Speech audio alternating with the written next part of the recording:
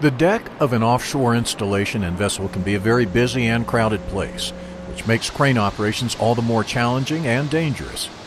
If you will be involved in crane operations, it is critical that you learn the proper hand signals used while rigging, lifting, or warning others of an impending danger.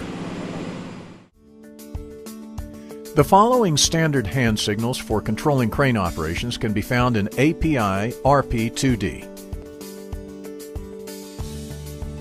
We will demonstrate each hand signal presented within API RP2D along with the corresponding movement of the crane load.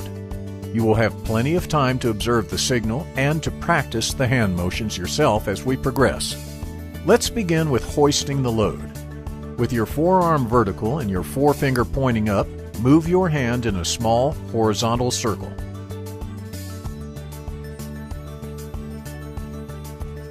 To tell the operator to hoist the load up slowly, make the normal hoist signal and place your other hand motionless in front of the hand giving the hoist signal. This move slowly indication can apply to any motion signal.